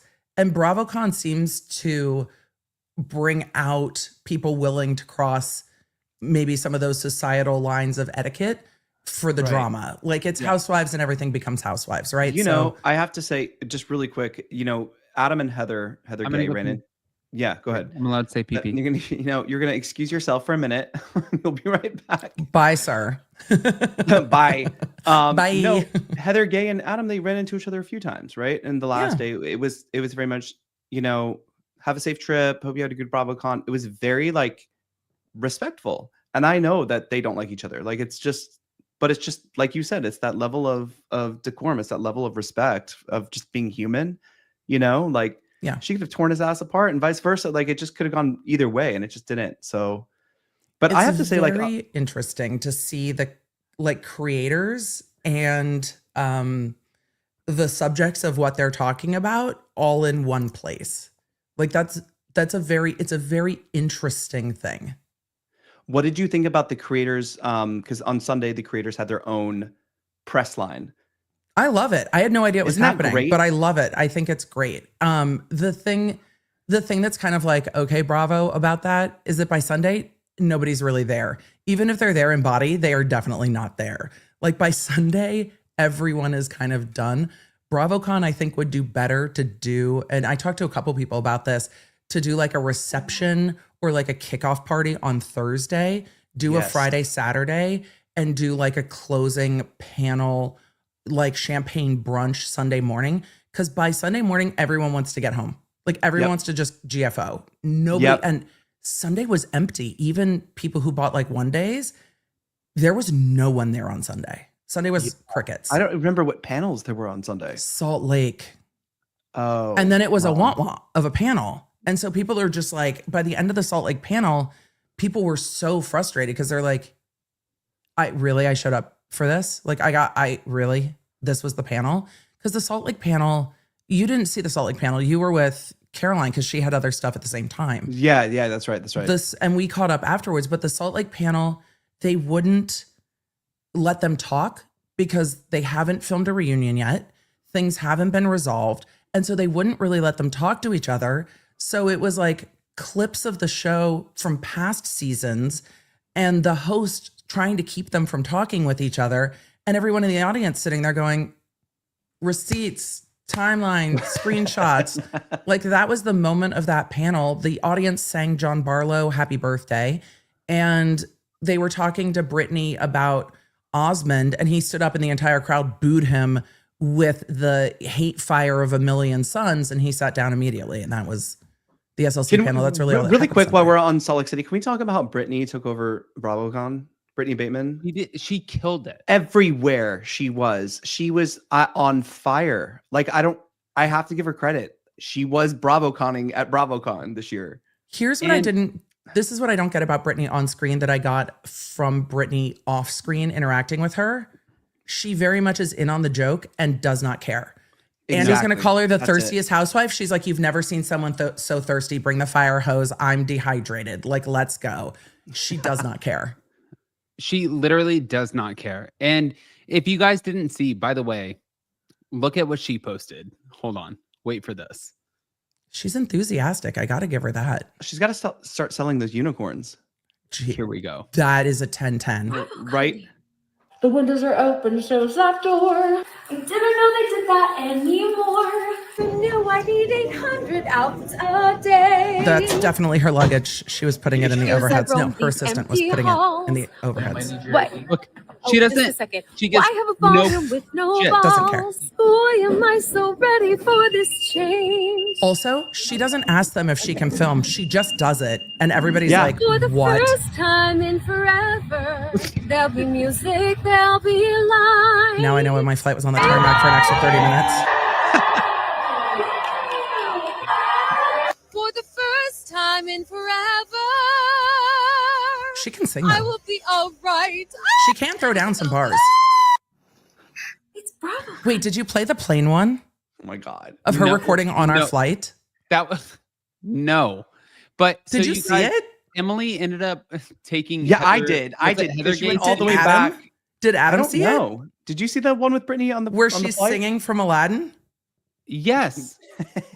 But Emily took who seat did you? I think Heather's. Did we talk about this story yet? No. No. Okay. Well, then I guess we're talking about that. I guess we're Okay. talking about Okay, it. hell yeah. Yeah. Yeah. I told you I didn't sleep. So I had gotten my Aura ring. For any of you who have an Aura ring, my Aura ring, when I got up, did not say, this is your night's sleep. It said, would you like to log a nap? That is how little I slept the night before I was traveling. So I get on the first leg of my flight because there is no direct from Nashville to Vegas on Delta. Because why would you connect Vegas and Nash Vegas? I don't know. But I connect through Salt Lake City. In my mind, I'm going, Salt Lake City's perfect because it's closer to Vegas. And when I have connecting flights, I try to be closer to the destination. So if things go wrong, I have options. And so I didn't want to go through Atlanta. So I go through Salt Lake City and I'm like, oh, they have a new Delta lounge. I didn't even think about the fact that everyone from Salt Lake City is going to have to also get to Vegas and will Yeah. probably be on Delta. Didn't even clock it. I get on the flight. I always book in the same row so that I know where I'm sitting. And so I go to sit in the row that I normally book in, and there's a woman sitting in the seat on the aisle. I sit next to a window. I get motion sick. So I go to sit down in my window seat. She moves her bag. We chat a little bit. She's like, did you see all the Real Housewives in the lounge? I'm like, no, like it's a fairly big lounge. I got into the lounge and I probably sat down on my phone and did phone things and tried to download a book because I have a new phone and I forgot to download books. It was busy travels. There are other women on the flight, all in BravoCon gear, talking about seeing the Housewives in the Delta Sky Club. And then everyone starts boarding the plane in all of the different Bravo shirts, sweatshirts, hats. It is a BravoCon flight, except for the handful of people who it's not, who are just like, what is happening? Including our flight crew, who is like, what's Bravo? And we're like, you know, like the Real Housewives and stuff. One of them actually said, like the Kardashians. And I was like, no. Not quite. But yeah. Not E. Not Bravo. Bravo, fucking Bravo, sir. No idea. So I'm sitting by the window. Woman next to me is sitting there, excited to see the housewives that are on our flight. And then the people start counting the seats left and how many housewives are in the lounge. And I'm like, they have to be on this flight. Because of course they do. So then Brittany's assistant, I think, or Glamour, whoever comes on with those blue suitcases that you just saw and puts them in the overhead. So there's a moment of like, here they come. And then all of them get on to the flight. So it is Brittany, Bronwyn, Angie, Heather, and Whitney. So Heather stops at my row and looks at me and is like, I think this one is me. And I'm like, oh shit. I'm in the next row, I bet. I'm in the next row. And I'm like, I can get up and move. And then Whitney says, I'm in the back row. And so Heather's like, do you want to switch? I'm like, I can get up or we can switch. And we were both in D by the window. I'm like, as long as we got the D, does it really matter? And so Oh my God. the answer is no. As long as we've got the D, it doesn't really matter. And she's like, TikTok says we shouldn't switch seats. I'm like, I'm sure that they do. And she's like, I know you. I'm like, we've met briefly, but I cover things online. And normally people recognize my voice if they don't recognize me in person. So I'm like, we'll talk about it. She's like, I'm just going to sit with Whitney. I'm like, that's perfect. The woman sitting next to me is just like, what? Like, Heather, I was going to sit next to Heather on this flight. And here I am being like, she probably wants to sit. Hates you. Hates me. She probably wants to sit next to Whitney anyway. Like, it's not a very long flight, but it's fine. Angie's across the aisle from us. And, you know, Brittany's in 1A on the other side. So Brittany keeps turning around looking at what everybody's talking about. That's before she starts singing in the aisles. And so I turn around and I'm talking to Whitney and Heather, and we start talking a little bit about the Corey Richards case out of Utah and some other things. But the woman sitting next to me is seething that I have not moved so that she and Heather can sit next to each other on the flight. Because if I was in the seat I was supposed to be in, the woman next to me would have been sitting by Heather and I would have been sitting by Whitney instead of Whitney and Heather sitting together. Yeah. Whitney was lovely. They both just fell asleep on the flight. So did Angie. Everybody was like, time to sleep. But, you know, to Whitney's credit, she brought for the entire cast zinc, emergency, additional vitamin C, like hand lotion, hand sanitizer. She had everybody ready. She's like, no one's getting sick. We're hydrating before we drink. Everybody's got emergency. It was funny. And then Brittany starts filming in the aisles. And then the flight crew is like, what is happening? And in one of those, you can see some guy not that many rows back just being like, what? And then we got stuck on the tarmac for like 30 minutes. And they're like, everyone remain in your seats. Please. And I'm like, the seatbelt sign is closed, you guys. Why are you getting up? And Brittany's just recording stuff and walking around and chatting. Like, for the first Rules time don't apply. forever. I'm like, we're stopped, but we're like, we're not at the gate. What are we doing? I'm such a rule follower. I would be mortified if, and the flight attendants at one point got over the PA and was like, everyone needs to take their seats. We need to be able to taxi to the runway.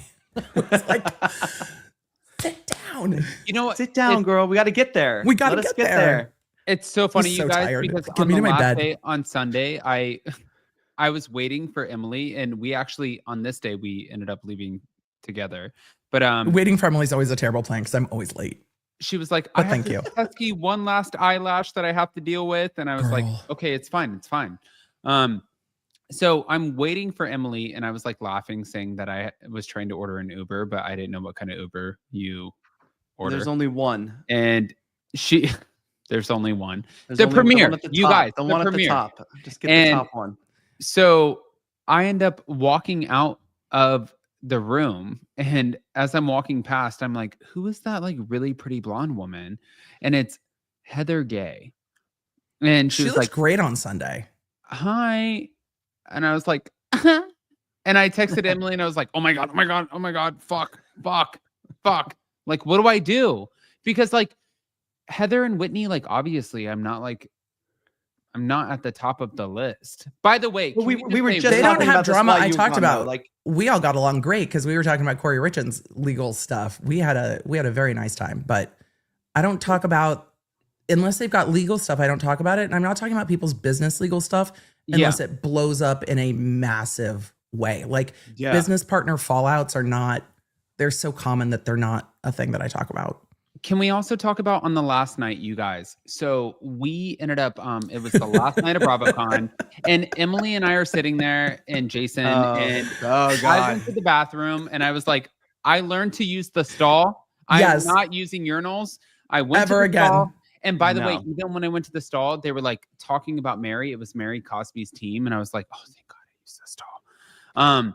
So then I come back, and there's like broken glass there's like shit all over the place, and it's Tom Sandoval and Victoria Lee Robinson, his girlfriend, and her parents sitting there. To be fair, And- I don't think Tom broke the glass. Who broke it? He did. I broke the first one. Oh, you Mhm. broke it? I broke the first one. He broke the second one. There was 2 breaks. That's right, there were 2, but it got And mine caught. was a sweatshirt. It got caught on your sweatshirt. You were just trying, like it was a total fluke that it just got knocked over. Our waitress that night was so incredibly patient, and She was very patient. She Everyone at the Four Seasons was was lovely. amazing. Yeah. Yeah, I'm like, no, don't they give you guys the heads up? She's like, they don't give us any additional staff. I'm like, that's a miss. There was one bartender most of the weekend. It was horrible. Can I just say that I died? It was probably a because good thing. Tom and I Actually, now that had I a think about it. conversation, Emily, and I walked up to Ryan McCormick and I said to him, because when we were at the Miami panel, he was trying to get this girl away from Gertie's husband. Who's Gertie's husband? Russell. And he was trying to get him away or her away. And I said, that panel was such a shit show. it was a shit show. It was And I the said- women, by the way. Kiki did such a great job, but the women were just amazing. hell bent to take things in their own direction. And then the audience was feisty. Oh, Yo, they were. Yes, they were feisty. And so I said to Ryan, I was like, I helped you at the panel. And I said, you're leaving me with Tom Sandoval, not knowing that he was talking to Tom Sandoval's manager, Ryan. And so I died. And so I come back and I sit at the table and Tom goes, Adam, we grew up together. Emily, Adam and I grew up together. Do you know? Tom Like, has we grew no up idea together." who I am, by the way, still. No but you idea. kept feeding him. There's no way he remembers who I am. But you were feeding him. And I think that was like, that's what he remembers. And Maybe. Yeah, like by force. yeah. And also He was inebriated. He needed the French fries. I'm like, just please eat something. Victoria was That like, table got wild. Like what we were thinking that this would be the table to sit at, like at the It and was. then like Adam's like, oh, I have to go, and then you left it. I'm like, I have to leave this table because I no, cannot he stay left here at any 10 longer. o'clock. I I have left at broken glass. There no were one is broken here. glasses. I don't want to sit with Victoria and Tom. Like I gotta go. I gotta go. So- Did and you then- guys see the video of Victoria and Tom with Lindsay. With with Lindsay? Lindsay? I think Lindsay was trying to intercede between Victoria and Tom arguing Oh, with each other. 100%. Right? 100%. She was trying to be like, stop What's doing this going shit in on? front of people. Yeah. Like She was like, take "Shut it up the to your fuck room. up." Yeah. And Yeah. she was trying to help them, but I think Tom so. said to me, he was like, Adam, you don't understand. He's like, everybody thinks that I act like I'm like a celebrity. I don't act like that. And I'm Girl, like, you literally just picked up my you glass. literally do. You picked up my Prosecco. You drank out of it. You ate my food. You ate their caviar. Like, No, we Oh, finished no. the caviar No, before he we got there. did No, that. no, no, We no, did no, that- no, We no, did that on no. our own. We did that took on care our of that. own. No, 100%. nope, Yeah. nope. but no, I'm like, I will no not one would stand touch for our caviar. EDB allows Tom Sandoval to eat her caviar. Never. No. but I'm like, I did give him the French fries. You right in the Yes. shrimp, and I'm like, you ate off of everything, and he's I like, told the things that he was eating that we had gotten. I told him to. I was like, you need to just eat something. I was fine with it. eat something, just don't eat my shit. Like, I'm not the one who said that. And No, Emily you're was, definitely not. very I did. gracious. I'm like, guys, I don't even eat. Like, I don't eat shit. What's So it like I'm being like- out with Emily? She will try to force feed you water and food. The Yeah, Emily's best. like, That's why Here, it's take more so- water, take more food, and I'm like, you can take whatever fucking food. He's like, you can take your ass out of this table right now. How about that? Not That would mine. be nice. That would be nice. Not mine. I feel Did like we had a you- red flag on us too, like with him sitting at the table the whole night. Like no one wanted to come over. I'm like, this is no, get away. I No. mean- leave. And then Emily was like, okay, guys, we I was had like, I'll be right back. we had a She's like, great "Bye." time. It was so good seeing everybody. Like, I'm gonna go over to Kiki, Monique. I hadn't gotten and to her talk to the table. girls all weekend, so I did get to go talk to Kiki and Cece I and know, Bravo, but- Bravo, ducking Bravo. And I then meant to come you- back. You left with them, and then Jason ends up going like, You're so glad you Well- didn't come back. I promise. I Jason had didn't to leave. call it a We, night. we were down there for quite a while. But were you guys aware of the moment that Tom Sandoval started doing the like traders reverse singing situation at the table while we were sitting there? No. Did you hear him do that? I No. died. Oh I am my such a God. Traitors What? stan. He was doing the like wah, wah, wah, wah, wah, whatever it is at the table. And I was like, this is happening in real life. The fact that he had that doll at BravoCon was wild to me. Everyone wanted a prop this year. I'm like, good God, everyone. Like Britney's prop at least made sense. But the doll from Traders from what, a season ago was. I don't even remember.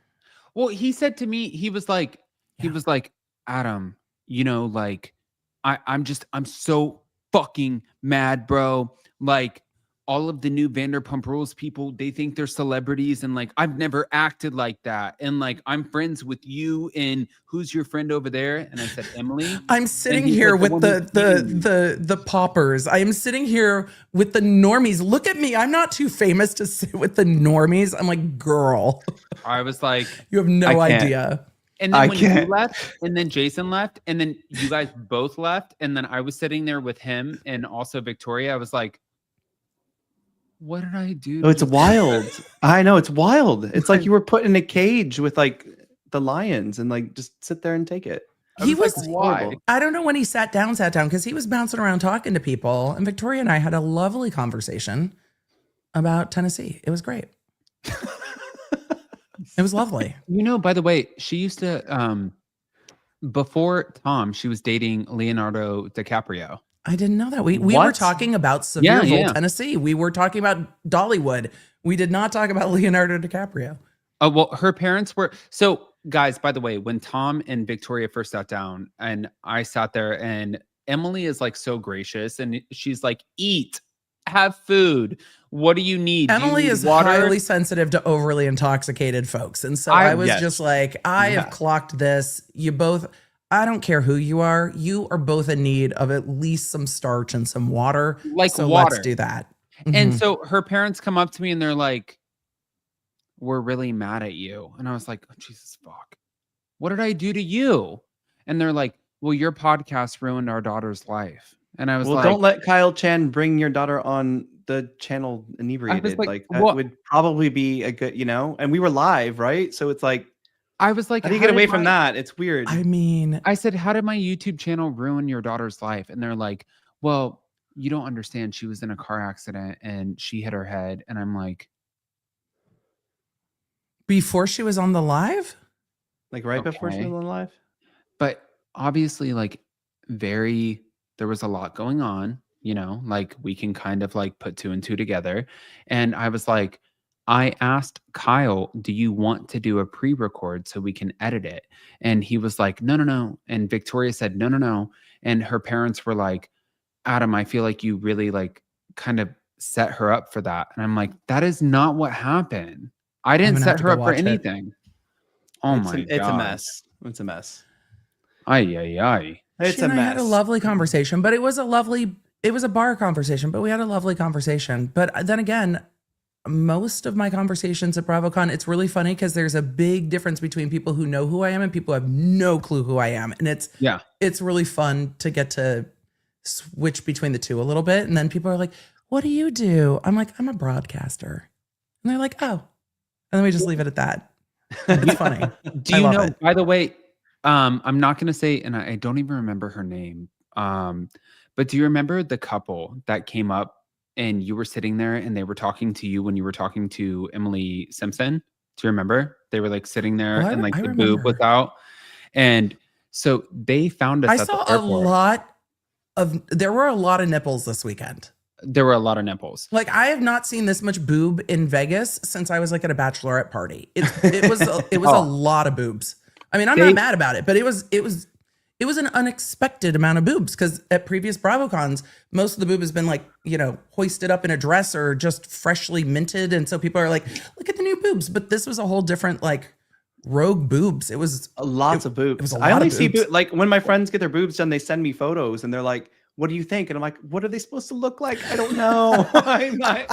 They look great. Like I'm not sure.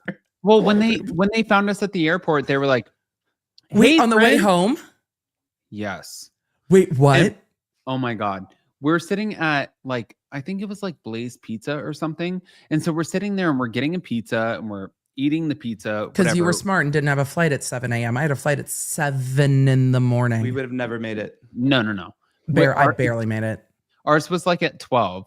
And so we're sitting there eating the pizza, and the woman walks up to me and she's like, "Hey, friend, are you stalking us?" And I was like, I didn't even, what? No, we're trying to stay awake. And she goes, "You look like shit." And I was Oh, like, Jesus. okay. And she was like, and I looked at Jason, I'm like, is this fucking for real? And she goes, like, yeah, you look like garbage. I was like, well, hold on. And I was like, girl, I'm tired. And then she was like, nice meeting you. Bye. she was like, it's so good to talk to you. It was so nice meeting you. Bye. It's so good to talk to you. Oh my God, you look like shit. You Yep. tired? Great chatting. Bye. I was like, wild. I'm like, in what fucking world? Like, literally, what Things world? everyone wants to hear. Yeah. I'm like, thank you, but no. Like, how about just, oh my God, BravoCon, wild, right? Just leave it at that. Crazy. Just leave it at that. That By was the a way, crazy experience. Just stop there. If you had to pick, I'm going to put you on the spot, Emily. If you had to pick between, if you had to rate Caroline, Stephanie, and Larsa, like your favorite interactions from this event, go ahead. I'm not rating interactions. I would Oh. never. Okay, so who was the most Stephanie, I did not know much about Stephanie going in. She had me cackling with laughter. Yeah. Larsa was absolutely lovely. I've met Caroline a couple times before, and she's an absolute delight. What's funny is seeing them all together because they're so different, but they all gel together in the weirdest way. Like you would look at them and be like, how does this work? And then it just does. It's delightful to watch them interact. But Stephanie being in the back screaming that she's friends with Larsa and now she's got new boobs and is drunk was a 10. I was cackling with my full chest laughing because they were just so funny together. She was having her rosé, and I was making so much fun of her because I've never seen somebody spike the rosé with tequila. And she definitely did that. And she was like totally leaning into it. It's not like a secret or anything. It was like funny. That. But she's like looking at Larsa across the room and she's like, "You fucking slut." They were oh my God. They were so ready for their panel before their panel. They pre-partied the panel. It was funny to see. Yeah. It was fun. And then they get up on their panel and they're just like, and scene, let's go. And they were on. It was crazy. Mm-hmm. I was just shocked. Out of the three of them, I was just shocked how funny Larsa is. She's funny. Yeah, she was like making me laugh, and I'm like, you need to like show this more. You're fucking funny. Well, I wonder if it's a comfort thing because you can't really have like a quick, witty sense of humor if you're on the defense or offense. And so I just wonder if sometimes the situations of the shows don't always allow for that level of comfort, because it was not the whole cast that was back there before the panel where they were joking with each other. There was clearly a comfort level where they could enjoy one another, but you didn't see that side on the panel as much either.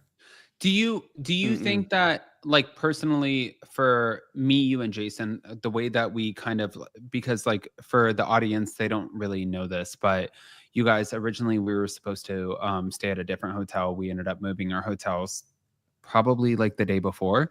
And Emily, are you happy with that?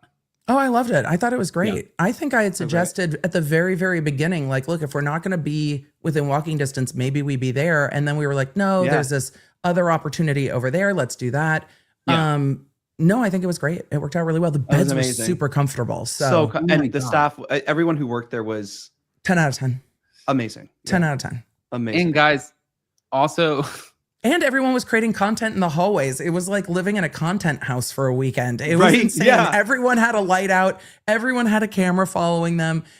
I go to all types of YouTube events, and I've gone to YouTube events hosted by YouTube with just creators, and I've never seen more people filming content than at BravoCon. YouTube events, the YouTubers are not filming as much content as the Housewives and their team were filming. It was so much content.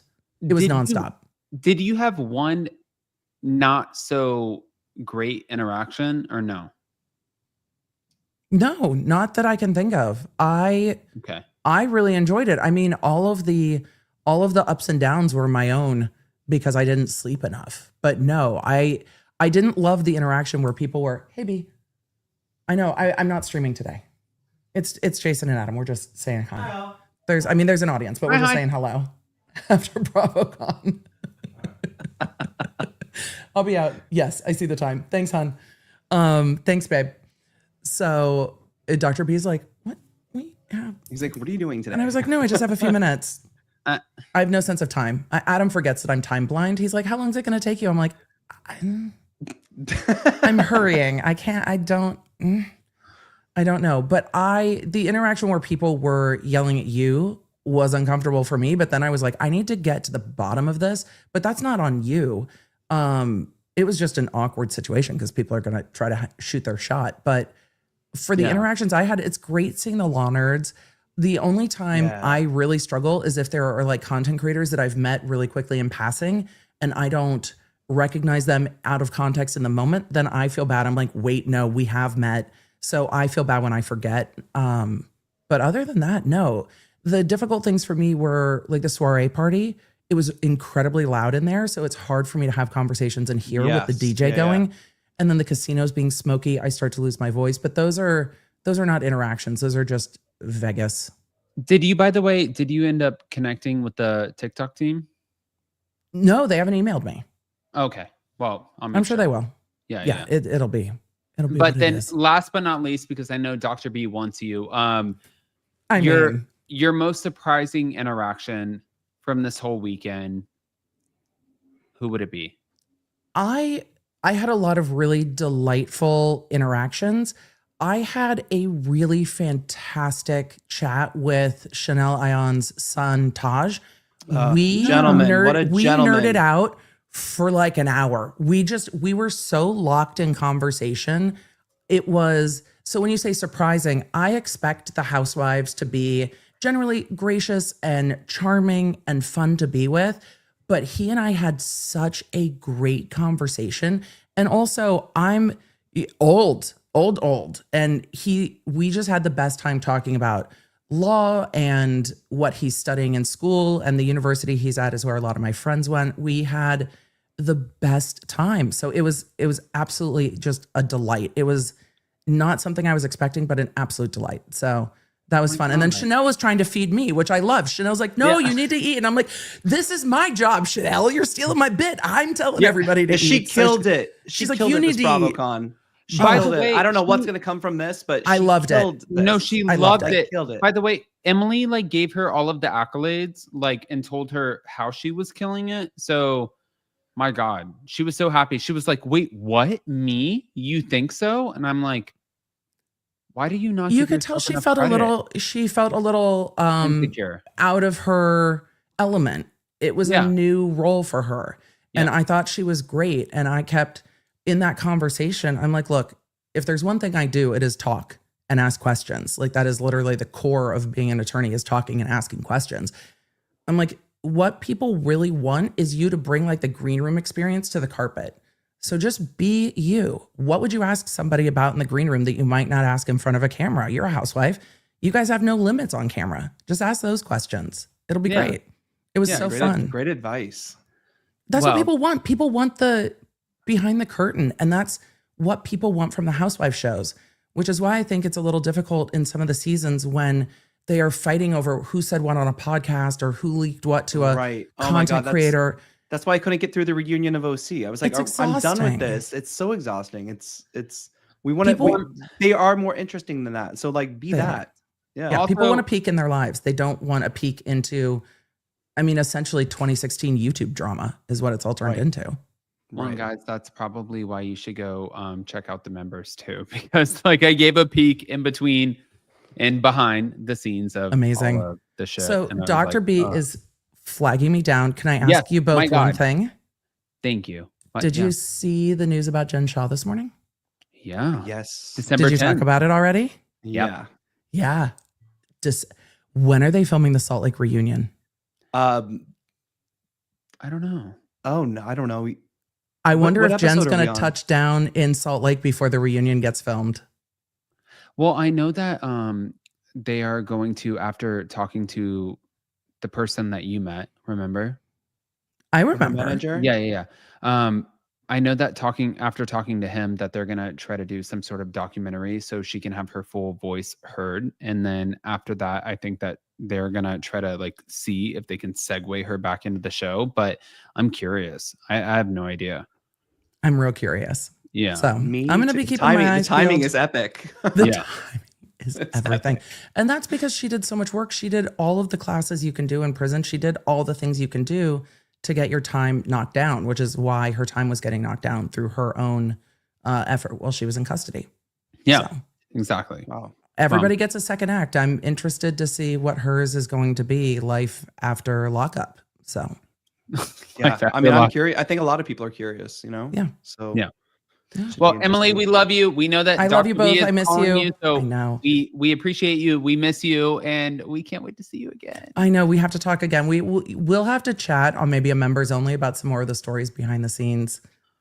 Well, Maybe we're we'd- planning Anytime. a trip to Miami with Dorinda and Larsa and Stephanie and everybody. So I mean, I love it. You've You're- committed to go to like Dubai, Australia, Miami. Like you're I'm gonna be like- everywhere. Dubai, I've I'm been like- asking for years here. Okay. Like, you can bring your equipment. If you want to come to Miami, let's go play with them. They love you, so why not? Well, after this next trial, we'll see. Because first I got to be in court in Massachusetts for a little bit. So, and Okay. then we'll see. Okay. All right. Love Bye, you. y'all. Bye, chat. Bye, Adams family. Good to see you guys. Bye. All right, guys. So, my God, I wasn't grateful expecting to have Emily her in our Baker, lives. and guys, what a fun time! Honestly, it's like I was saying though, Adam. Like it's like one of those. It's very. I hate using this word because we use it all the time now. But like serendipitous. it's very serendipitous. It's like it's Yeah. so nice, you know, when you meet other creators online and you develop these friendships, you know, and it's we're very lucky to have a friend like Emily. And you know what's wild is it's kind of fun too, because like I feel like in moments where I feel like really kind of like put on the spot and not knowing when somebody's like going to full force like come at you, because that happens. It does happen. Yeah. Yeah. But like having Jason or Emily or anybody else there, I'm so grateful because guys, I'm like, this is very uncomfortable. And so for Emily to be there, for Jason to be there, it just like it kind of eases that. But also BravoCon as a whole, especially 2025 this year, was the most amazing experience. And although we had some moments where we didn't have like, I mean, we had some negative moments, or at least I did. I know, but they were so positive moments small. Like we can't give way outweigh we it. can't give the 2% of negativity That's what over I'm saying, to it's the like the positive moments, like- 98% of positivity and the great time we had. You know, I think Yeah. it's so great. I think we're very blessed for the relationships that we have with the network, the talent, other content creators. The each positive other. moments are like way more, They're way amazing. more They're so amazing, and Yeah. it's just nice that we can use that and then bring it here to our community and like discuss it like it's a book club. That's what I love about this so much. And really, I think with our community too, that build relationships with each other by meeting here, we are also building relationships with, you know, other people at BravoCon, other content creators, and that relationship, that bond that people are building. I think that's the most important thing in life. And it's just fun. It's just fun. And that's what it should be. Well, and also guys, in the meantime too, like I know that we're going to be posting all of the other photos. Everything is going to be on social media, but also we're going to be posting polls on the community tab, and then more videos on Up and Adam channel 1 and 2. But if you guys are not a part of the members, then definitely go check that out. Definitely. I'm like sitting here thinking, like, did we cover everything? I don't know. There's so Well, much. I don't think we just got covered back in Vegas. It's there's so crazy, much. and we're about to get ready for New York. We'll have to jump on another live. Aye, We'll be aye, back aye. on Monday for Hot Messy for sure. And yeah. it'll be We fun. love you guys. Smash the like button, show some love, and we'll see you soon. Bye, guys. Bye, guys.